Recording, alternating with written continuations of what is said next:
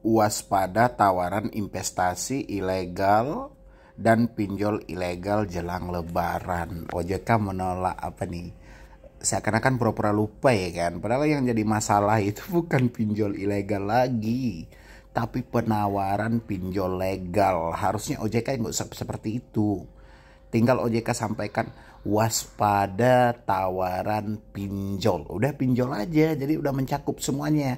Mau itu legal, mau itu ilegal. Tapi kalau OJK bilangin waspada tawaran investasi ilegal, pinjol ilegal, seakan-akan OJK beranggapan pinjol legal itu sudah di atas segalanya. Bahkan OJK bilangin ingat 2L, legalitas, cek legalitas atau izin perusahaan yang menawarkan investasi.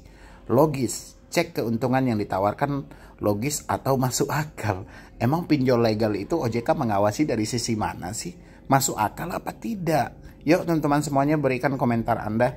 Isi di kolom komentar. Ini OJK pura-pura tuli nih, OJK pura-pura buta gitu loh, OJK pura-pura tidak tahu apa-apa, jadi beranggapan pinjol legal di atas segalanya. Terus ini lagi nih postingan dari OJK, nggak ada yang ditemukan waspada pinjol legal ya kan. Tadi waspada pinjol ilegal, investasi ilegal. Kalau sekarang larangan pemberian hadiah kepada seluruh jajaran OJK. OJK berkomitmen untuk terus menjaga prinsip tata kelola yang baik dan menerapkan program pengendalian gratifikasi OJK termasuk saat menjelang Hari Raya Idul Fitri.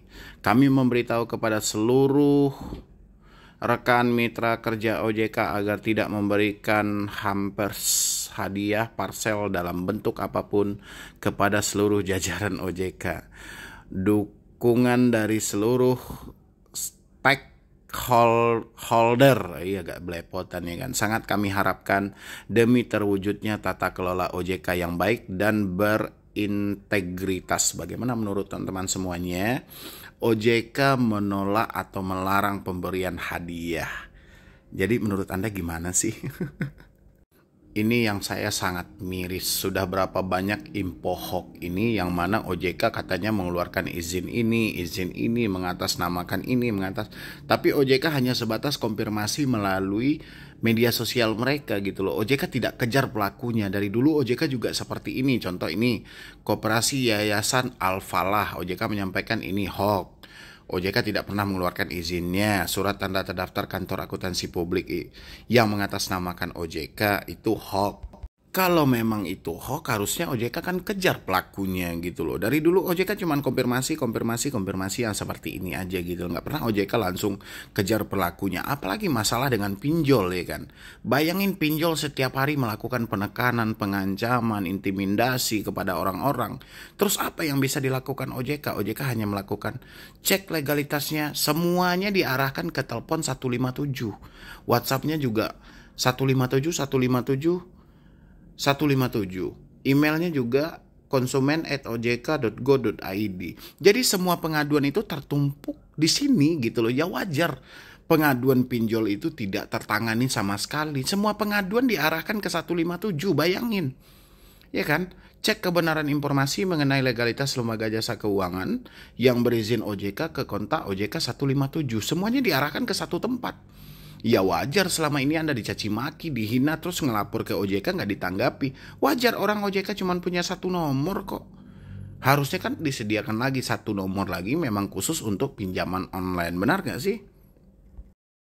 Nah, ini buat teman-teman semuanya, karena seperti yang saya sampaikan menjelang akhir Lebaran itu pinjol-pinjol itu makin gencar karena mereka juga mengejar target. Anda boleh lihat di sini.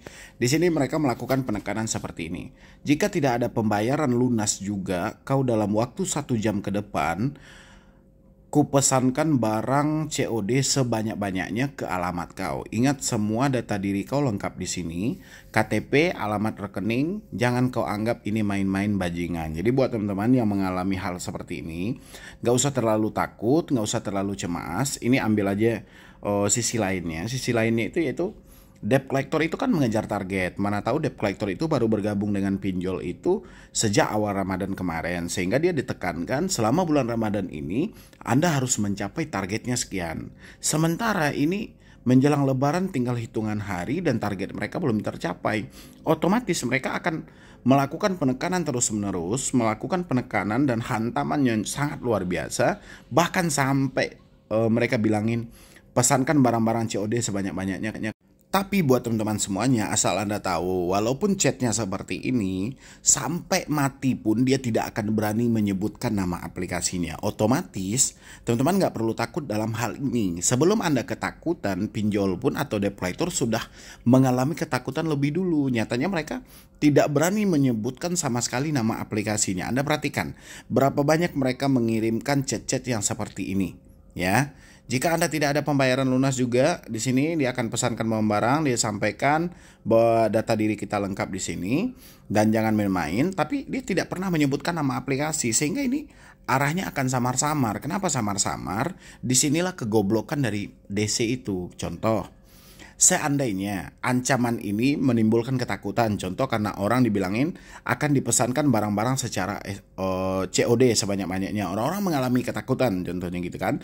Habis itu mereka mencarikan talang dana. Kira-kira mereka harus bayar kemana ini? Sementara dari yang ngirim chat tidak menyebutkan nama aplikasi sama sekali. Kira-kira itu debt collector itu si debetur mau bayar itu kemana coba? Ya, disinilah kegoblokan dari debt collector. Jadi teman-teman itu jangan ikut-ikutan goblok juga. Jangan hanya semata karena ini terus Anda ketakutan, Anda kecemasan. Please banget tolong dimaksimalkan lagi pemikiran Anda. Supaya apa? Supaya ancaman-ancaman seperti ini tidak berpengaruh besar dalam hidup Anda. Ini hanya ancaman apa? Dikirim ke kebanyakan. Mereka aja mengirimkan chat ini sudah dihantui dengan ketakutan yang sangat luar biasa. Lebih ketakutan mereka daripada diri Anda yang mengalami telat bayar dan tidak mampu bayar, ya. Nah, ini versi ancaman yang kedua. Di sini juga mereka bilangin di sini, sudah bosan hidup tenangkah? Rupa manusia kelakuan kayak binatang. Hewan aja tahu cara tanggung jawab, bos. Kalau masih mau aman hidup kau sehari-hari, lunasi semua beban tekanan pinjol kau bangsat. Jangan sampai dinding tembok warga di sekitar daerah kau penuh dengan foto selfie muka kau. Kucap buronan kau bajingan bangsat, bayar atau viral. Ini nggak perlu Anda khawatirin lebih. Mereka tidak akan berani menyebutkan nama aplikasi. Anda tanyalah. Kalau Anda tidak percaya, Anda bisa tanyakan, ini dari aplikasi mana? Mohon maaf, Anda dari aplikasi mana? Pasti jawabnya akan ngawur. Ngawur kemana-mana, arahnya kemana-mana gitu loh. Dan ini, kenapa mereka itu selalu tidak mau menyebutkan nama aplikasi? Karena ketika Anda laporkan kepada OJK, OJK akan menepis dan beranggapan ini pinjol ilegal, sesuailah dengan postingan OJK tadi. Waspada investasi ilegal, waspada tawaran pinjol ilegal menjelang lebaran. Ya, jadi kata-kata yang seperti ini OJK selalu memvonis ini terjadi oleh pinjol ilegal. Padahal yang melakukan hal-hal seperti ini real pinjol legal, pinjol resmi yang terdaftar di OJK. Tapi karena mereka tidak menyebutkan nama aplikasi, itu OJK selalu berasumsi ini dilakukan oleh pinjol ilegal. Kalau pinjol legal dijamin tidak melakukan seperti ini karena OJK tidak menemukan bukti yang valid selama ini. Dan disitulah hebatnya para pinjol ini. Jadi ketika OJK mengeluarkan aturan tentang larangan yang tidak boleh dilakukan oleh debt collector, di saat bersamaan pinjol telah dikasih tahu lebih dulu. Jadi kami mengeluarkan aturan ini. Nanti kalau masih ada debt collector Anda yang mengancam, menekan, usahakan tidak menyebut nama aplikasi. Seakan-akan diskenariokan seperti itu gitu loh. Ini teman-teman kan bisa lihat ini aturan terbaru penagihan kredit. 1. Tidak menggunakan cara ancaman, kekerasan atau tindakan yang bersifat mempermalukan konsumen. Contoh, menyebarluaskan informasi mengenai kewajiban konsumen yang terlambat kepada kontak telepon yang dimiliki oleh konsumen. Dan aturan ini diperuntukkan untuk pinjol legal. Ya, makanya gara-gara aturan ini keluar, banyak pinjol legal melakukan pengancaman atau penagihan di luar SOP tidak lagi menyebutkan nama aplikasi karena dia takut. Ya, karena OJK telah mengeluarkan aturan, jangan sampai ketahuan kalau aturan yang dikeluarkan OJK itu dilanggar oleh pinjol legalnya sendiri. Yang kedua, tidak menggunakan tekanan secara fisik maupun verbal. Yang ketiga, tidak menagih kepada pihak selain konsumen. Ini tuh soal penyebaran data, menagih ke orang yang bukan si penghutang. Habis itu tidak menagih secara terus-menerus yang bersifat mengganggu.